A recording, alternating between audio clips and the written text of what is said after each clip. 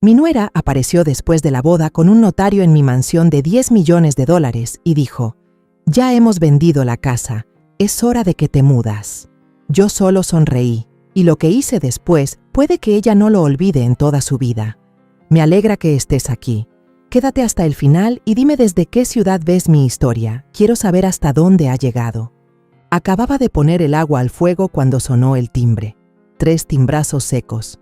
Abrí y ahí estaba ella, Sofía, mi nuera recién estrenada.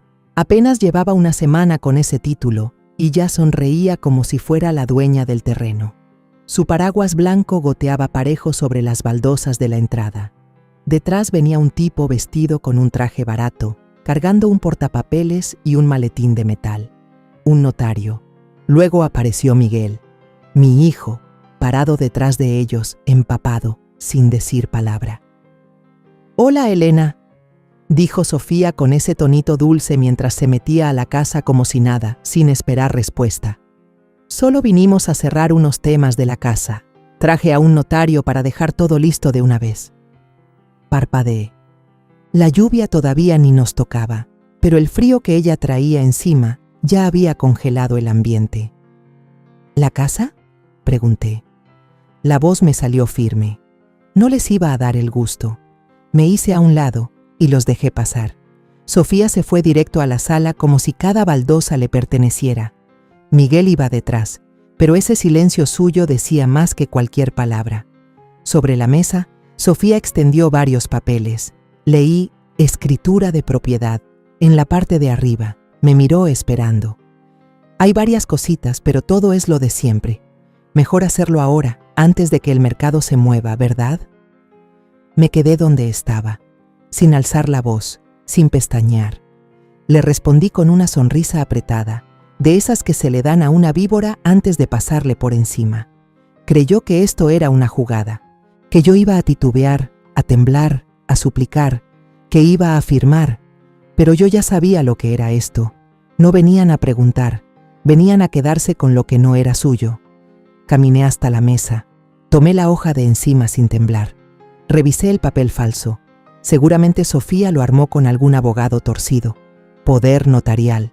Todo escrito con su jerga limpia. Mi nombre mecanografiado sobre una firma que no era la mía. Miré a Miguel. Él bajó la mirada.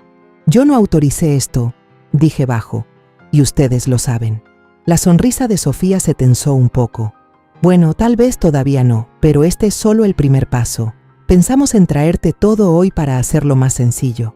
Como si me hiciera un favor, como si esperara que le diera las gracias». Afuera tronó fuerte. Doblé los papeles con calma y los empujé de vuelta sobre la mesa. «¿Por esto te casaste con él?», pregunté mirándola fijo. «¿Por esta casa?». Se le quebró la cara, apenas por un segundo, pero lo vi. Esa chispa de molestia, de ambición, de que el plan no estaba saliendo como pensó. Miguel por fin habló, apenas un murmullo. «Solo pensamos que tal vez ya era hora de que te cambiaras a algo más chico, mamá. Usted tiene mucho espacio aquí». «Y ustedes lo quieren», terminé por él. No lo negó.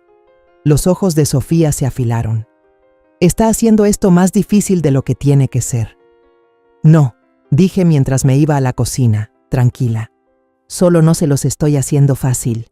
Y mientras ellos seguían ahí sentados, esperando a la viejita confundida y llorona que pensaban que podían pisotear, yo me tomé mi tiempo para hervir el agua, que sintieran cómo se acercaba la tormenta, porque esta no era la trampa que ellos imaginaban.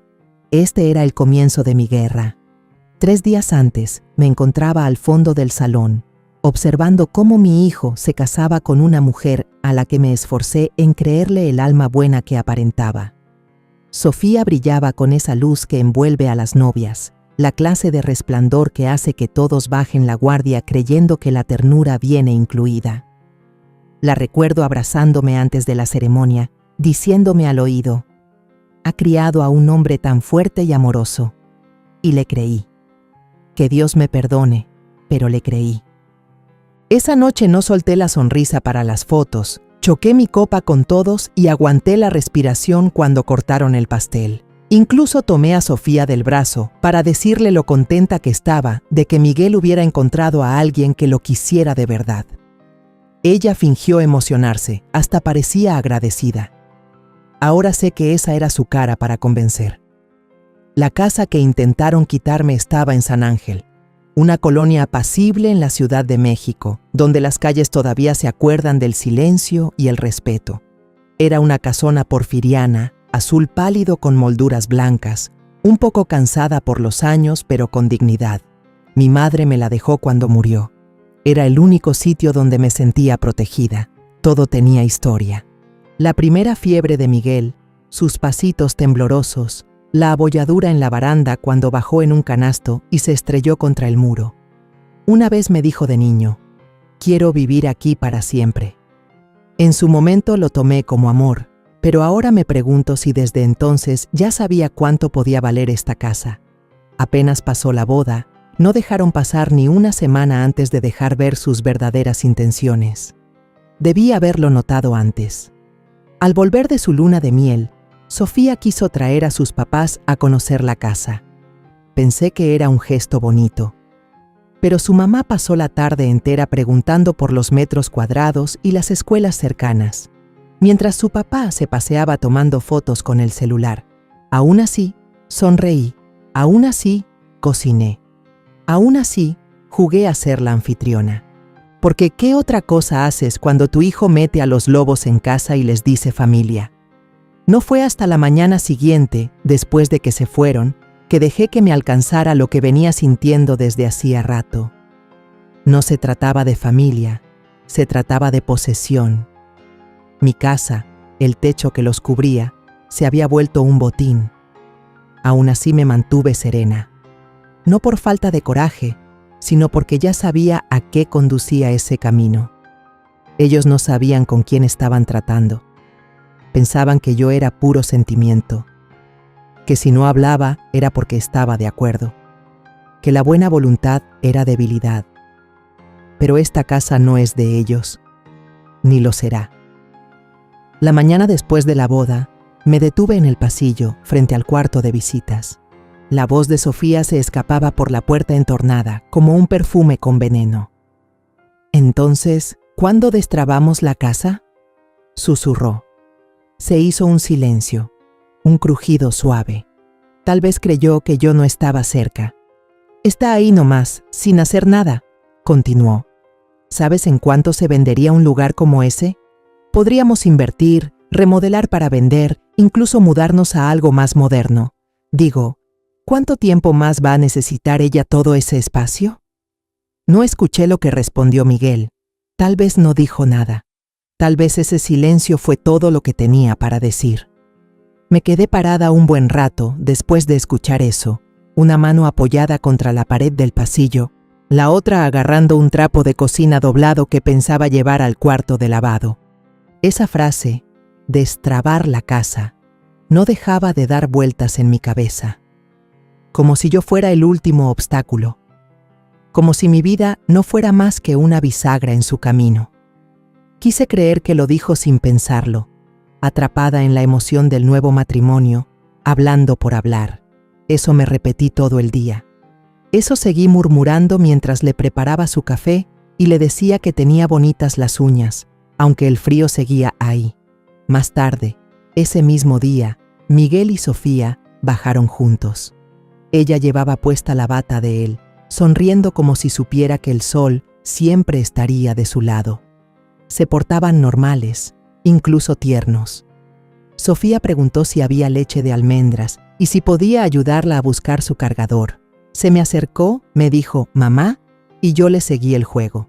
Porque en mi pecho ya se había decidido algo en silencio.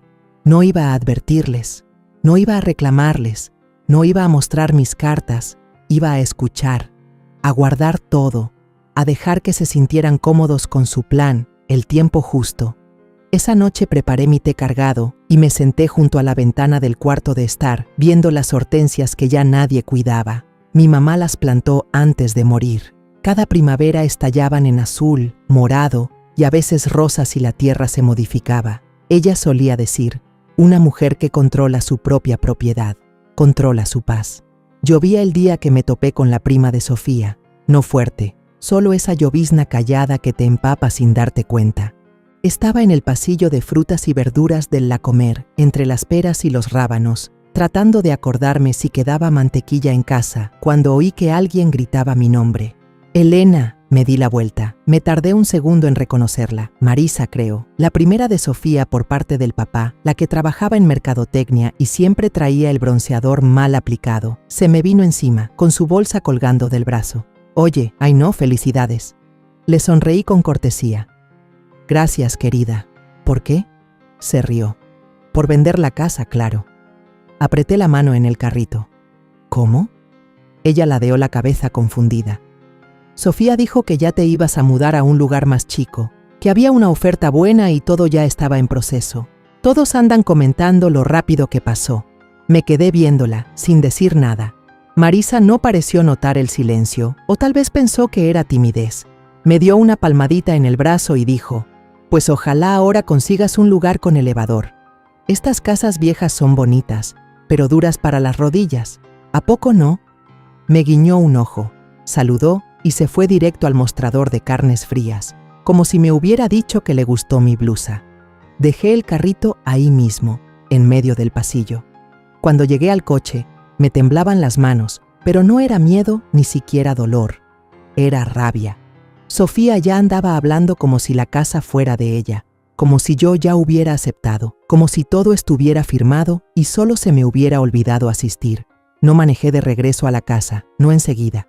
Me quedé en el coche, con los dedos clavados en el volante, viendo cómo se empañaba el vidrio, y empecé a hacer llamadas. Le hablé a una vieja amiga del club de bridge, cuyo hijo trabajaba en bienes raíces aquí cerca. Le pasé el nombre de Sofía y le pregunté si había intentado contactarlo. Me regresó la llamada en menos de una hora. «Sí», dijo. «Le dijo a la oficina que tenía un poder notarial de usted. Empezaron a sacar comparables y programaron una visita para la próxima semana». Sentí un frío recorriéndome todo el cuerpo. ¿Poder notarial? Estaba falsificando papeles. Esa misma noche fui al closet del cuarto de visitas y saqué el baúl de cedro donde mi mamá guardaba sus joyas, la Biblia familiar y la carpeta vieja de Manila con la escritura original de la casa. Ahí estaba mi nombre, Elena Pierce, bien claro en la parte de arriba. Propietaria única, sin cofirmantes, sin cargas, sin permisos cedidos. Me senté en el piso con la carpeta en las piernas, escuchando los truenos allá afuera, aunque lo que más sonaba era mi corazón. Una cosa era hablar mal de mí por la espalda, otra, muy distinta, era hacerse pasar por mí en una oficina de bienes raíces. Eso ya era fraude, y no iba a dejarlo pasar. Aún así, no llamé a Sofía, ni enfrenté a Miguel, ni fui a buscar explicaciones. No todavía, porque ahora tenía algo más fuerte que cualquier discusión. Tenía pruebas y los iba a dejar caer solitos en su propio hoyo. Esa noche no pegué un ojo, no por miedo, porque miedo no tenía, sino porque jamás me había sentido tan despierta. Al día siguiente, agendé cita con mi abogada, la licenciada Marta Castillo. Teníamos historia. Hace 20 años me ayudó con lo de la herencia de mi mamá. Marta es lista, callada y no se le mueve un pelo con las traiciones. Al mediodía ya estábamos en su despacho, con los restos de la tormenta todavía cruzando el cielo. «Están blufeando», dijo, mientras hojeaba la escritura y el fideicomiso vitalicio que llevé.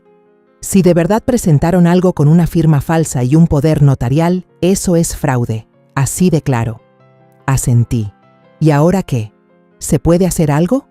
Ella me miró con una sonrisa que no tenía nada de amable. «Se puede hacer mucho.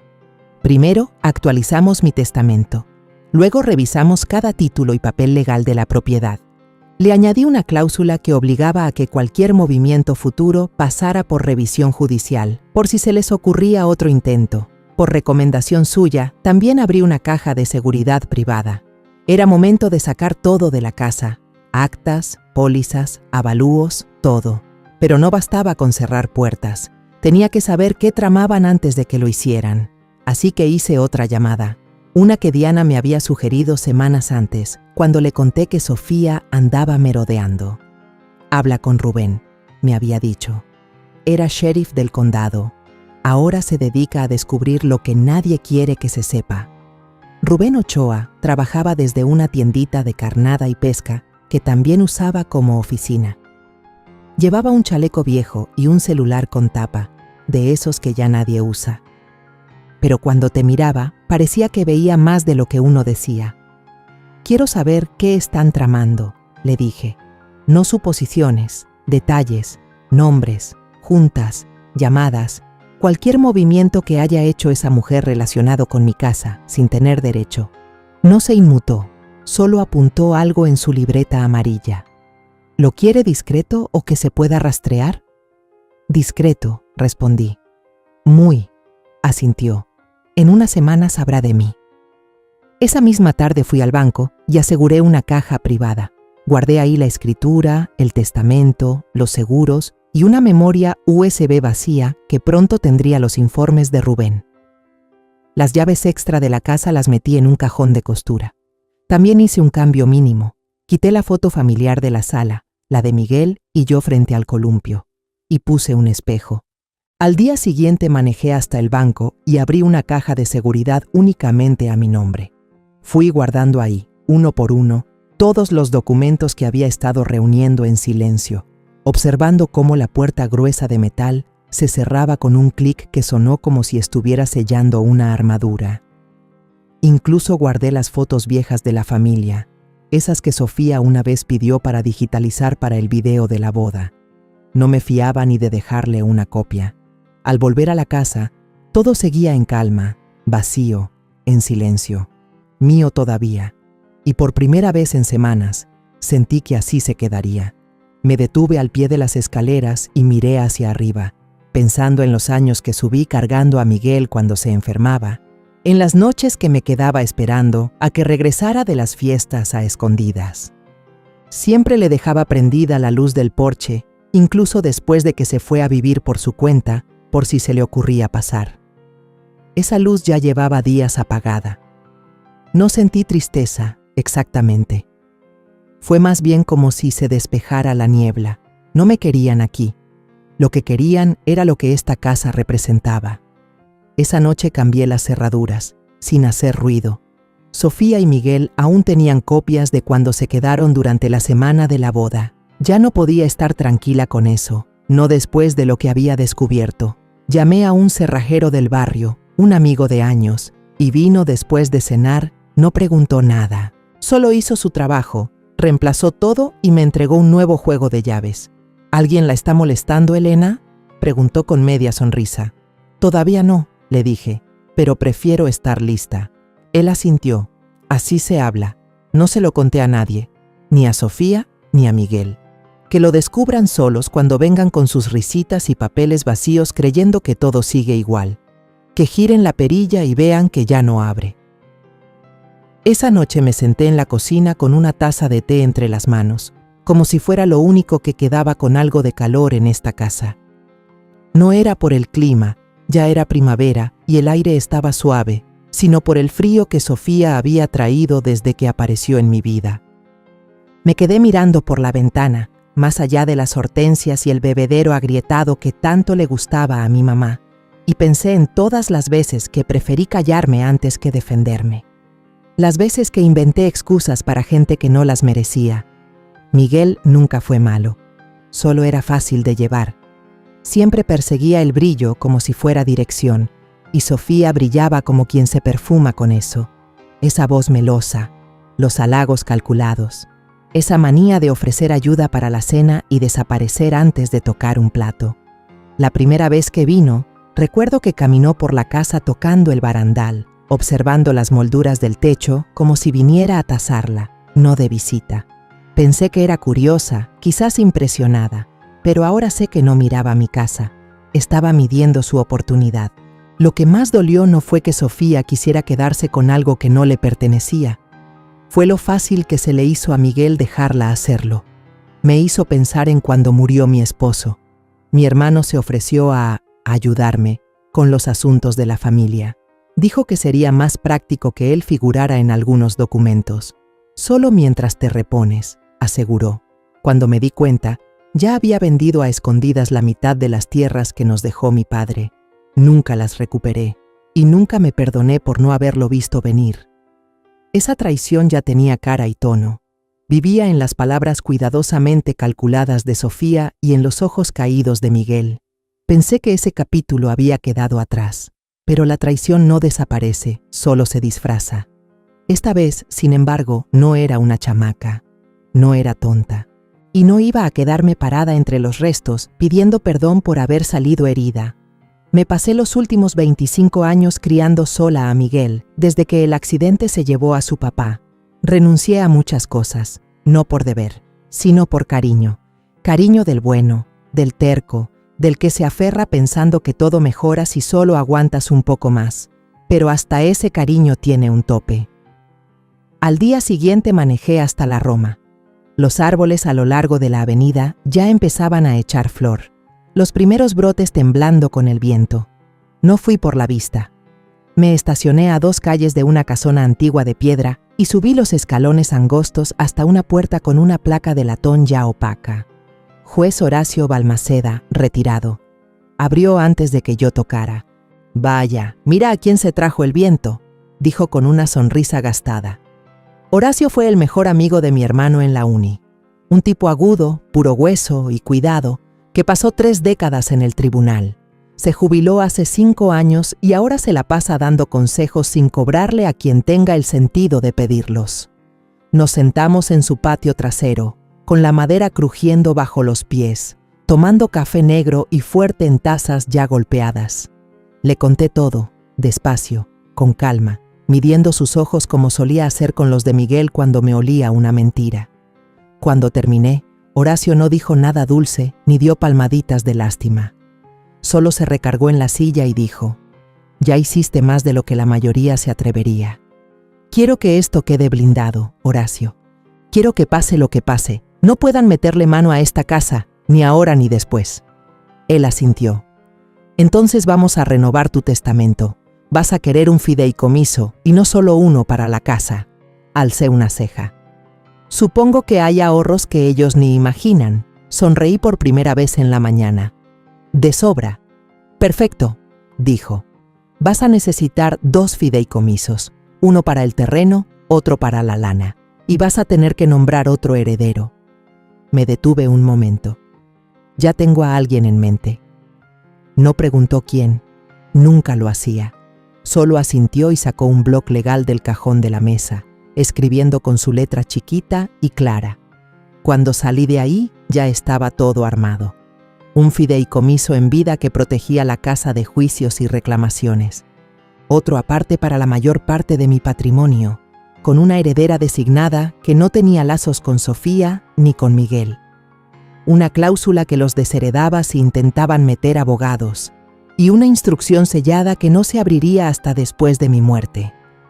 Esa noche cambié todas mis contraseñas. Trituré papeles viejos. Quemé cartas que guardaba por culpa, no por cariño.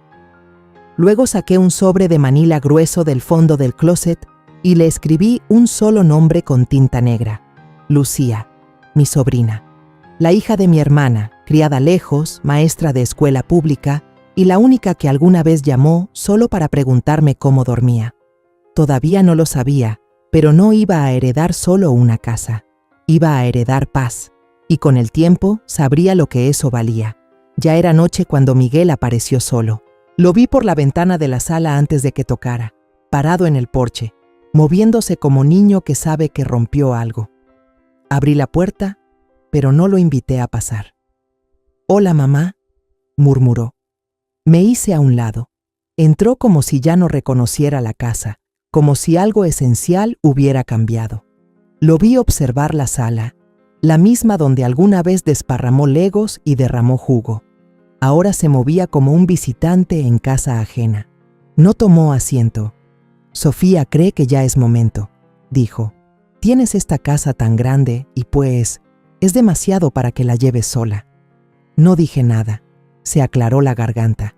«Vimos un departamento para adultos mayores en Santa Fe. Está muy bonito, tiene buenos servicios, todo el personal necesario, atención médica. De verdad está muy bien. Te ayudaríamos a mudarte.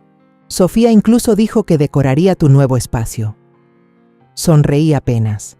Él creyó que era una señal de aceptación. Luego soltó lo que cambió todo. Si no estás abierta a esto, podríamos tener que replantearnos las cosas. A Sofía le cuesta sentirse asentada sabiendo que esta casa sigue siendo una incógnita. ¿Una incógnita?, repetí. Vaciló. Solo quiere que empecemos a formar algo propio, ya sabes, sin arrastrar esta casa y esta dinámica. Lo miré de frente. Entonces, si me quedo aquí, ¿me vas a cortar? Bajó la mirada. No es eso. Dilo. No lo dijo, no hizo falta. Nunca lo había visto tan fuera de sí, tan actuado, tan vacío. No hablaba por él. Era la voz de Sofía, cada frase dictada. Quizás incluso escrita en un papel. Ella siempre fue meticulosa. Quise gritarle, sacudirlo, preguntarle si se acordaba quién lo cuidó cuando le dio pulmonía, quién trabajó dobles turnos después de que su papá murió para poder pagar la hipoteca, quién le cosía a mano los disfraces de Halloween porque odiaba a los que vendían en las tiendas. Pero no dije nada. Me mantuve serena. Miguel, le dije quedo. No me voy a mudar. Suspiró. ¿Por qué no? ¿Qué estás defendiendo?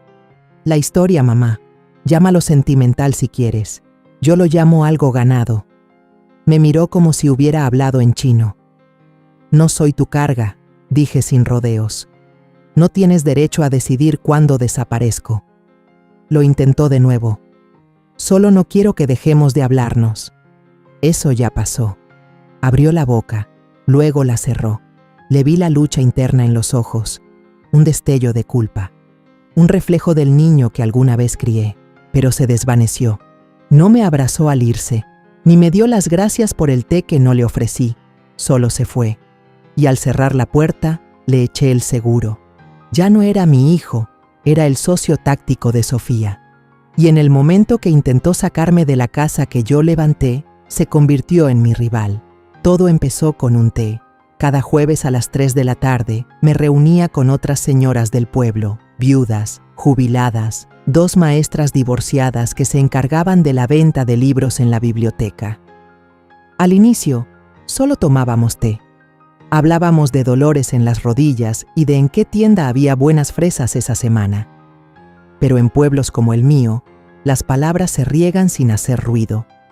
Para la segunda reunión, alguien mencionó el testamento.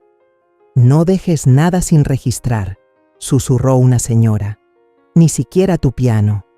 Los hijos de mi hermana se pelearon por el piano 2 años. Otra se sumó. Asegúrate de incluir una cláusula contra la manipulación emocional. Mi sobrina quiso decir que yo ya no estaba en mis 5 sentidos, solo para apurar la repartición del fideicomiso. No pedí detalles. No hizo falta. Todas sabíamos lo que era sobrevivir una emboscada por herencia. Le llamaban envejecer. Yo le decía robo a cuentagotas. Entonces empecé a cargar con una libreta. Hacía preguntas con cuidado. ¿Qué palabras usaste en tu fideicomiso para hablar de los herederos vivos?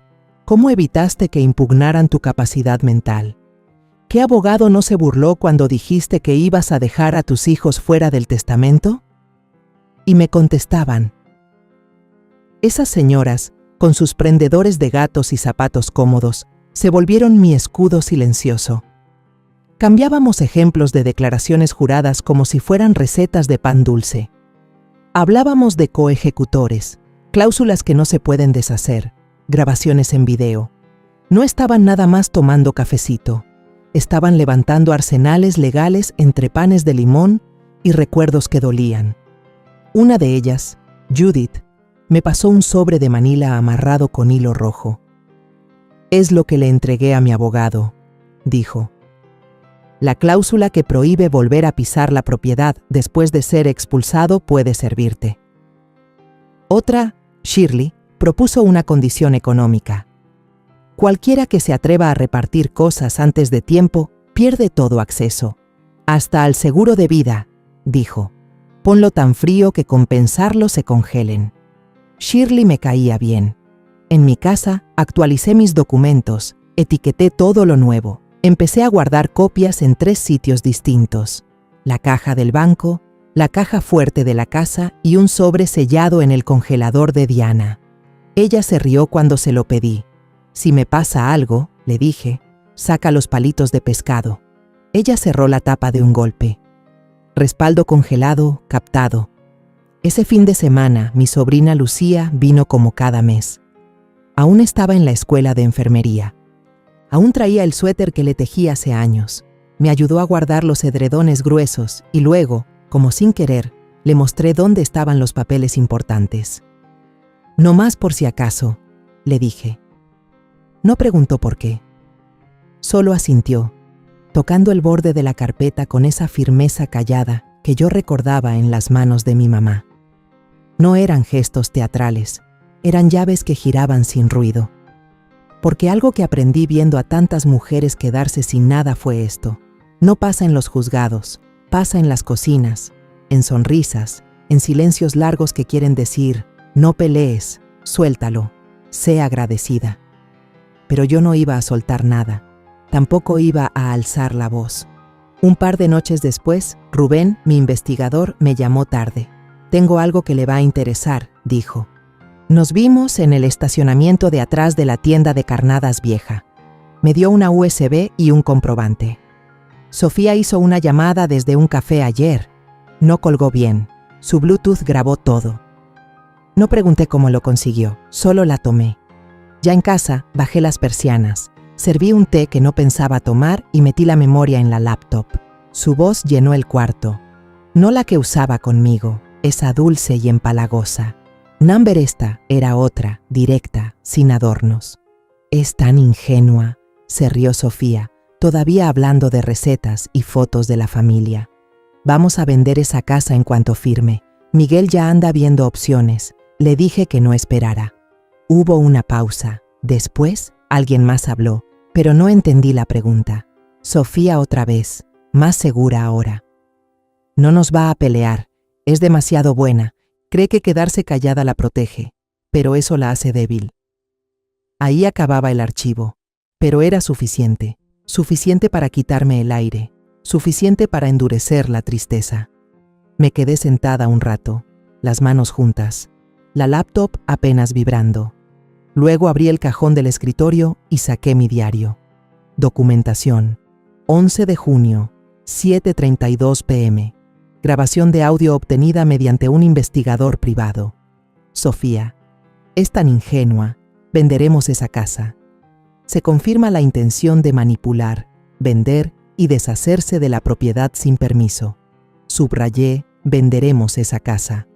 Luego guardé el archivo 3 veces.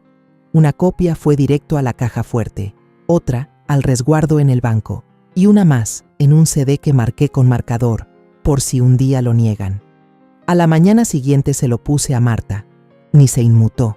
Presentaremos la orden de cese y desistimiento de inmediato. Y si vuelve a acercarse a cualquier agente de títulos de propiedad, vamos con todo por la vía civil. Asentí. También quiero avisar a la prensa, discretamente. Una denuncia anónima, abuso contra adultos mayores, coerción para obtener bienes. Usted sabe por dónde llevarlo. Marta esbozó una sonrisa, fina como navaja. No solo está contraatacando, está escribiendo el final. Esa noche no encendí la luz del porche. Que llamaran a oscuras si se atrevían, que se preguntaran cuánto sabía yo, porque esa grabación no era solo prueba, era una confesión, y lo hacía todo tangible, no solo para mí, sino para la ley. La escuché una vez más antes de dormir, no por rabia, sino para recordar lo que estaba defendiendo. No solo mi casa, sino mi voz, esa que ellos pensaban que nunca se alzaría. Sofía no me veía como familia, ni siquiera como persona. Para ella, yo era un estorbo con mantel de encaje, un problema disfrazado de tradición. ¿Y Miguel? Me había entregado en bandeja. Esa verdad se me quedó clavada en los huesos, fría como metal. Caminé hacia el cajón donde guardaba mi grabadora, la misma que usé el día que llegaron con el notario.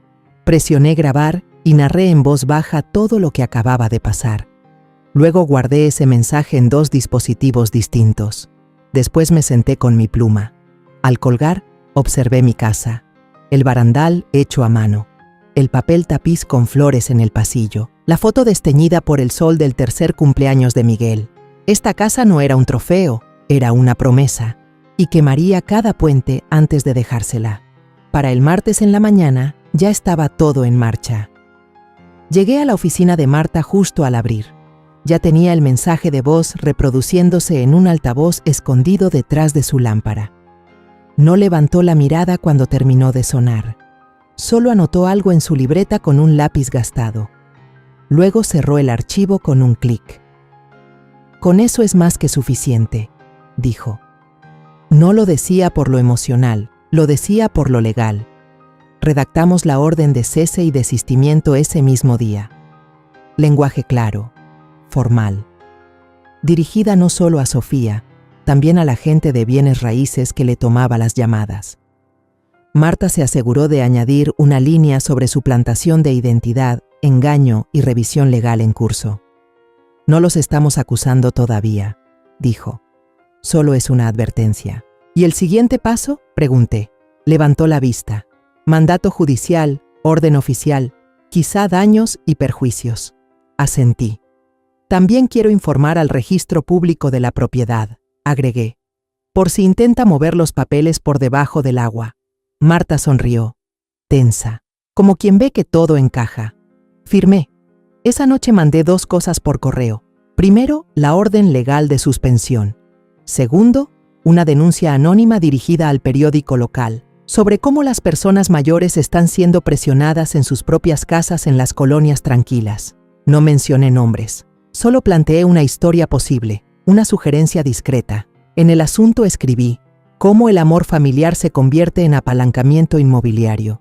Ya no me estaba escondiendo. Solo estaba dirigiendo la sombra donde más dolía. Al mismo tiempo, le pedí a Horacio, el mejor amigo de mi hermano fallecido y ahora el encargado extraoficial de mis asuntos patrimoniales, que tuviera lista la versión final del fideicomiso. La idea original era entregarlo más adelante. Yo quería esperar, guardarlo conmigo hasta el último segundo. Pero ya no necesitaba más tiempo. Lo que me urgía era el cierre. Al día siguiente llamé a Lucía. Le pedí que viniera. Llegó con pan calientito y una sonrisa medio temblorosa. La llevé directo a la cocina y le puse en la mano un sobre cerrado con su nombre bien escrito al frente. Si algo llega a pasar, un accidente, una hospitalización, un viaje de repente, abre esto. Ella asintió, seria. Le conté dónde estaban las otras copias, dónde escondí la llave de la caja fuerte y en qué libro viejo de cocina estaba escrito el código, entre las páginas pegajosas de la receta de barras de limón. No dijo nada, solo apretó el sobre contra el pecho y murmuró, «Yo te cubro». Yo asentí, lo sé, porque Sofía hablaba, pero Lucía recordaba. Esa noche, al volver a casa, me serví una copa de vino y prendí la laptop. La orden ya estaba firmada como recibida.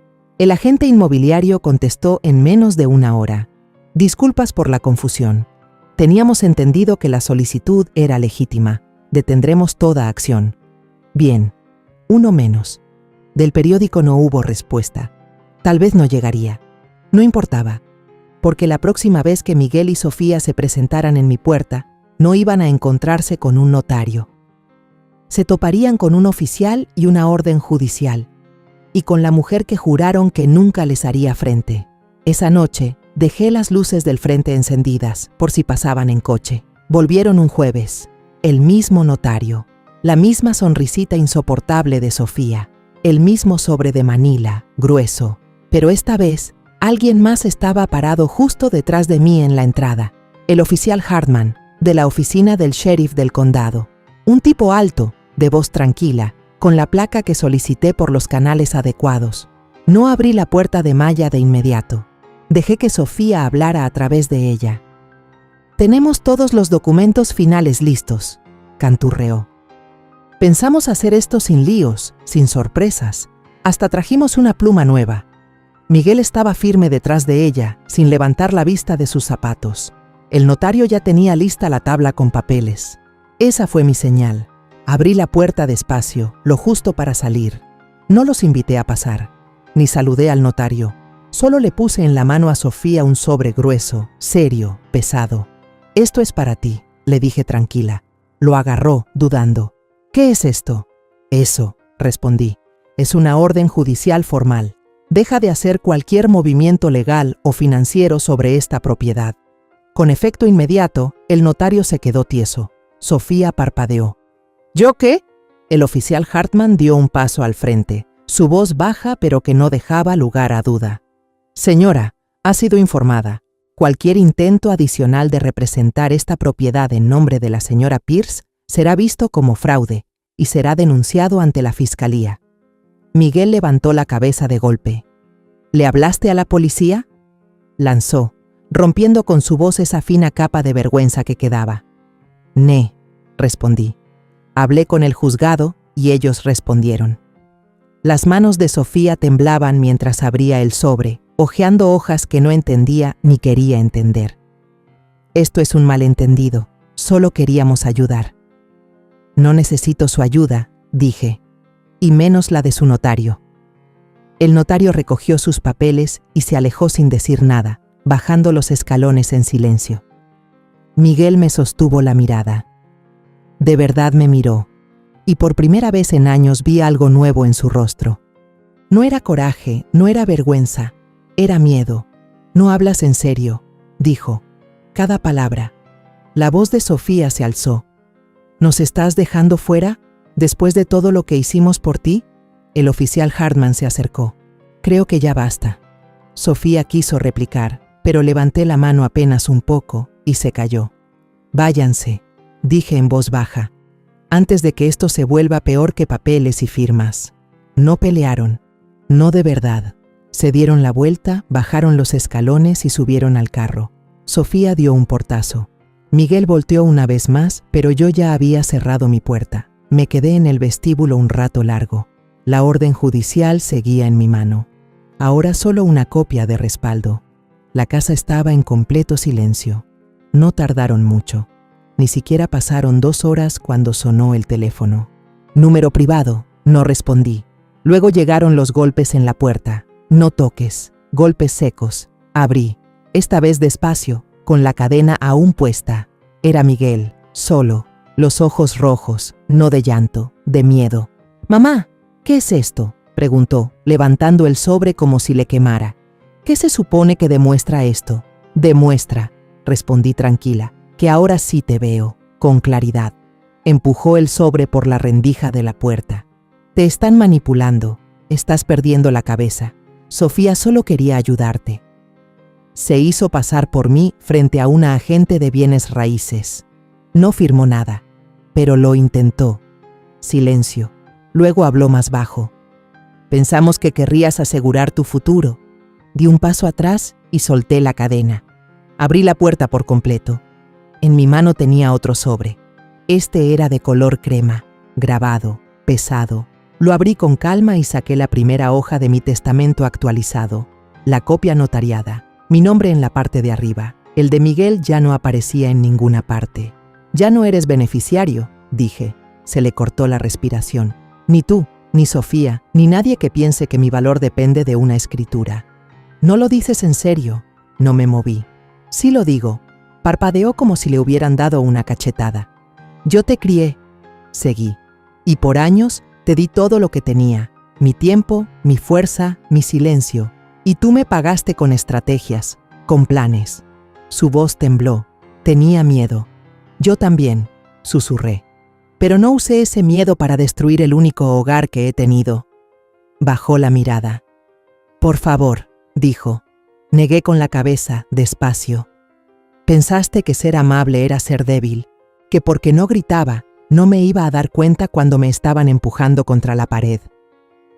«No estaba tratando de hacer eso», susurró. «¿Entonces por qué?».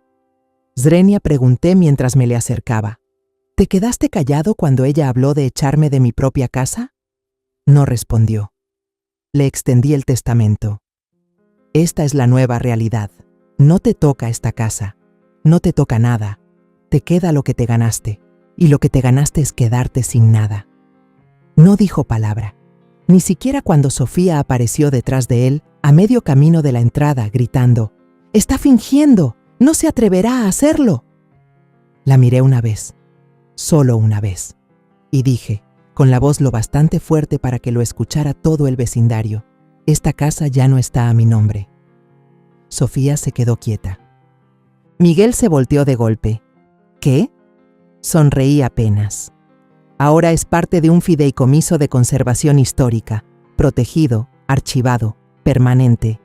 No se vende, no se hereda, no se toca, nunca.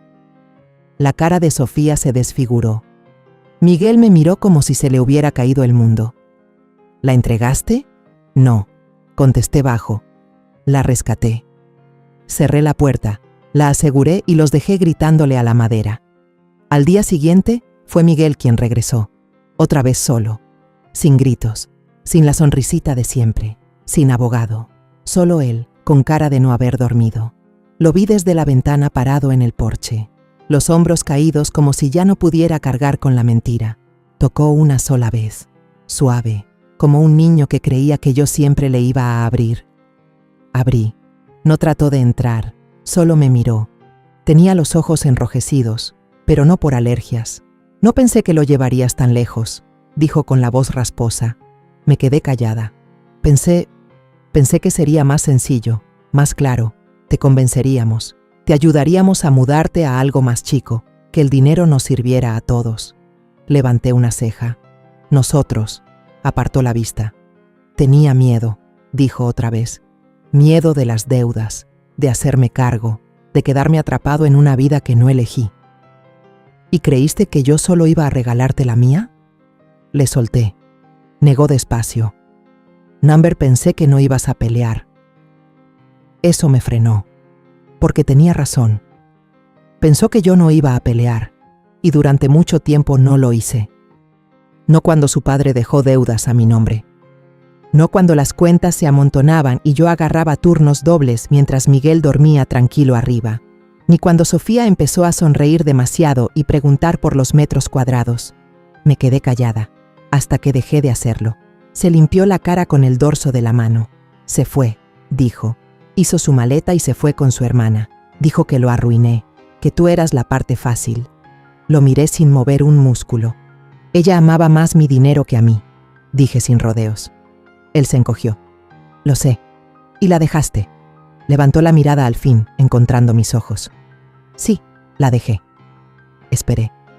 Lo siento, susurró. No estoy esperando nada. Solo, asentí una sola vez.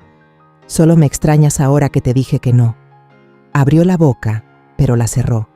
Salí y cerré la puerta tras de mí, sin dejarle ver que los dedos me temblaban. Eres mi hijo, Miguel. Eso no va a cambiar, pero te crié para que fueras mejor que esto. Y si decides volver a ser ese hombre, hazlo sin esperar premio. Asentí. No estoy enojada, dije. Estoy libre. No pidió entrar. No pidió la casa. Solo bajó del porche y caminó hacia su coche, con los hombros un poco más caídos que cuando llegó. Lo miré hasta que su coche desapareció al fondo de la calle. Y entonces me di la vuelta. Entré. Cerré la puerta con una tranquilidad que no venía de ganar, sino de dejar morir la fantasía, porque el amor sin respeto no es amor. Es una transacción esperando su fecha de caducidad, y el mío, al fin, había llegado. Me desperté sin sobresaltos. El aire olía a madera vieja y café que no se ha hecho. Bajé las escaleras con la mano apoyada en el barandal, igual que siempre, pero esta vez sin temer encontrar a nadie sentado donde no debía. El piso de mosaico crujió bajo mis pasos. En la cocina, las sillas estaban donde las dejé, el mantel bien centrado. Nadie lo había corrido para revisar si el barniz aún estaba firme. Puse agua a calentar y busqué la bolsa del café molido que guardaba para los días especiales. Hoy lo era. Mientras servía, encendí el radio. Un trío sonaba bajito, con esas voces que ya nadie canta. Vereda tropical. Cerré los ojos un momento. Me dejé llevar. Golpearon la puerta. Me quedé quieta. Otro golpe. 2 esta vez. Fui despacio. Miré por la cortina. Era Lucía. Sonreía como si supiera que la estaba observando. ¿Té o café? Pregunté antes de abrir del todo. Hoy vengo para lo fuerte, contestó, levantando una bolsa de pan dulce. Traje conchas y una rebanada de pastel de elote, por si te animas. Nos sentamos en la cocina, la taza entre las manos. Lucía no hablaba todavía. Solo miraba alrededor, como tomando el pulso de la casa. ¿Todo tranquilo?, preguntó al fin. Demasiado. Me estoy empezando a creer que la paz tiene sonido. ¿Y a qué suena? A la nada, contesté. A la nada. Y al clic de la cerradura nueva. Lucía rió. Luego bajó la mirada. ¿Y Miguel? No ha vuelto, dije sin emoción. ¿Lo esperas? Le di un sorbo largo al café. Number. Pero eso no quiere decir que no me duela. Lucía se acomodó mejor en la silla, metió los pies bajo el banco. Mi mamá dice que hay dolores que son como el chile habanero. No te matan, pero te hacen ver todo desde otro lado. Sonreí. Tu mamá es lista, siempre lo fue. Lucía me miró como quien no quiere herir. ¿Crees que él se arrepiente? ¿Arrepentirse? Tal vez sí, pero el arrepentimiento sin cambio es solo una forma elegante de seguir igual. Pasaron los días sin interrupciones. Empecé a caminar por el barrio en las mañanas, saludando a las vecinas. En la tiendita, doña Marta me regaló unos nopales. Se ven menos tristes tus ojos, me dijo. Es que ya no tengo que mirar sobre el hombro. Un martes, fui a la Casa de Cultura. Me anoté en un taller de escritura. 10 mujeres, una mesa larga y un maestro con nombre de cantante olvidado, Hilario. En la primera sesión, nadie hablaba. Hasta que una mujer leyó en voz baja una historia de una madre que dormía con un cuchillo bajo la almohada, no por miedo, sino por costumbre. Hilario aplaudió. ¿Y si esa madre dejara el cuchillo?, preguntó, mirando al grupo. Yo levanté la mano. Tal vez no lo deja, tal vez lo cambia por una pluma. Y ahí empezó todo. Una tarde, después del taller, Carmina me invitó a tomar café en su casa. ¿Tienes tiempo?, preguntó. Necesito a alguien que escuche sin compadecer. Carmina vivía en una casita al fondo de un jardín. Me mostró una libreta con páginas arrancadas. Mi hijo vendió mis anillos de compromiso. Me dijo que era por necesidad, pero yo ya sabía. Era por comodidad. ¿Y qué hiciste? Le dije que se los metiera donde no brillaran más. Reímos. ¿Y luego? Le dejé de hablar por un año. Volvió con uno de los anillos y una disculpa en papel higiénico. ¿Y tú? Le leí la disculpa. Luego limpié el lavabo con ella. De regreso en casa, encontré una carta bajo la puerta. Miguel, mamá, no busco que me perdones. Solo quiero que sepas que lo entiendo ahora. El peso de una casa no se mide en metros, se mide en megabytes. Sofía no pudo verlo. Yo no quise verlo. Y por eso lo perdí. A ti leí la carta en voz alta, sola en la sala. Luego la doblé y la metí en el cajón donde guardo los recibos del gas. Lo temporal. Lo que se borra. Un sábado por la mañana salí a comprar frutas al mercado. Entre los puestos, una mujer me tocó el brazo. «Usted es la de la casa azul, ¿verdad?», asentí. «Gracias por hablar». ¿Por hablar de qué? Por no dejarse. Por demostrar que sí se puede decir no, incluso a los propios hijos. La mujer se alejó antes de que pudiera preguntarle el nombre. Volví a casa con el alma revuelta. Encendí la radio. Copa rota. Otra canción vieja. Me senté en la cocina, serví un mezcal pequeño y escribí una carta. Esta sí la firmé. Querido Miguel, no soy tu enemiga, pero tampoco soy tu solución. No me defiendo de ti por rencor, sino por respeto a mí. Cuando estés listo para mirarme como algo más que una puerta cerrada, aquí estaré, pero con la llave en mi poder, siempre. No la envié, la guardé en la misma caja donde están las fotos de su niñez.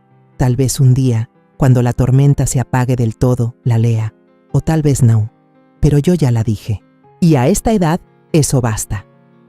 Lucía volvió un jueves. Traía una bolsa llena de libros. Para que el estudio no se vea tan vacío, dijo. ¿Te dijeron vieja precoz en la escuela? Peor, me dijeron que pensaba como si ya hubiera vivido 3 vidas. Le señalé el sillón. Entonces siéntate y cuéntame una. Esa noche, mientras las luces de la calle formaban sombras largas sobre la pared, pensé en mi madre. Solía decir, en México, una mujer vale lo que resiste, pero también lo que suelta. Yo ya había resistido. Ahora tocaba soltar. Solté la rabia. Solté la culpa, solté a Miguel, y por primera vez me sentí más ligera que el viento de San Ángel. La última vez que alguien llamó a mi puerta con miedo fue cuando mi hermana vino a avisarme que mamá había muerto. Ese mismo tono tenía el golpe ahora, lento, sin certeza. No abrí de inmediato. Me quedé detrás de la puerta unos segundos más, escuchando el silencio del otro lado. No era el silencio del abandono. Era el silencio de alguien que por fin entendió que no se entra sin pedir permiso. Abrí. Miguel, solo, ropa arrugada, barba crecida, ojos hinchados como quien ya no duerme ni por costumbre. ¿Puedes hablar?, murmuró. No he dejado de hacerlo. Entró sin decir más. Caminó como si la casa no lo reconociera. Se sentó en la silla más lejana de la cocina. Miró alrededor, como contando los muebles, como esperando que algo hubiera cambiado más que él. No sabía si volver, confesó. Y aún así volviste. Porque esta es la única casa donde todo dolía, pero dolía con sentido. Me senté enfrente. Silencio entre nosotros, pero no era hostil. Era de esos que uno deja caer cuando ya no hay que llenar el aire con excusas. Ella se fue, dijo al fin.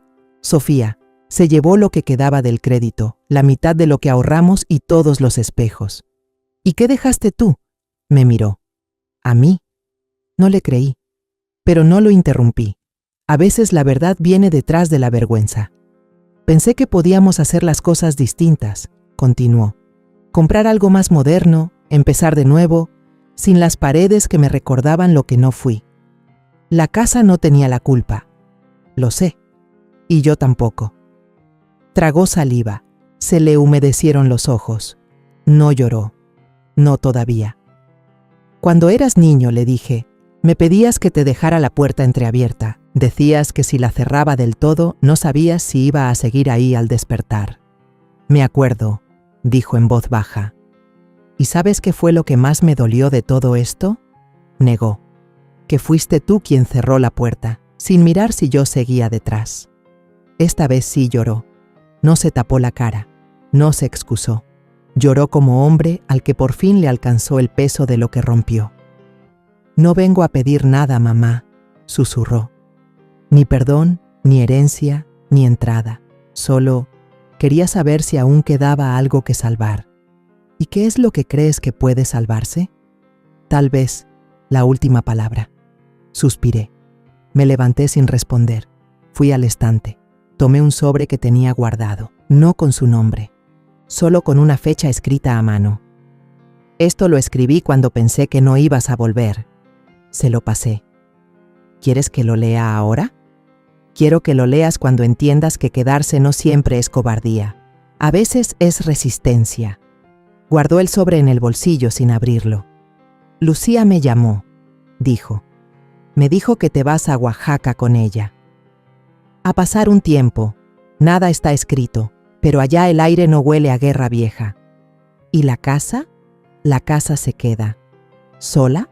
Number con su historia, y con quien sepa respetarla. Esa noche no se quedó. Se fue con los hombros rectos, pero sin el peso de antes. Cerró la puerta con cuidado, por primera vez en mucho tiempo, sin dar portazo. 3 días después, Lucía llegó con suéter nuevo y voz emocionada. Ya encontré la casa en Oaxaca. Tiene patio trasero, cocina grande y una vecina que hace mole como el de tu mamá. Sonreí. ¿Y cama firme? Más firme que tus palabras cuando te enojas. Me reí. Entonces vamos. Antes de partir, me detuve en el jardín. El columpio viejo seguía ahí. La cuerda ya gastada, la tabla firme. Miguel apareció sin aviso. Traía una maceta en las manos. Era una hortensia, azul, como las de mamá. Para el patio en Oaxaca, dijo. Tal vez florezca allá también. Solo si la tierra está lista, contesté. ¿Y tú lo estás? No respondí. Solo tomé la maceta. La abracé contra el pecho como se abraza una promesa sin palabras. En la terminal, mientras esperábamos el autobús, Lucía preguntó, ¿crees que algún día Miguel vuelva de verdad? Miré el horizonte, donde los volcanes se disolvían entre la neblina. La gente no vuelve igual, A veces no vuelve nunca.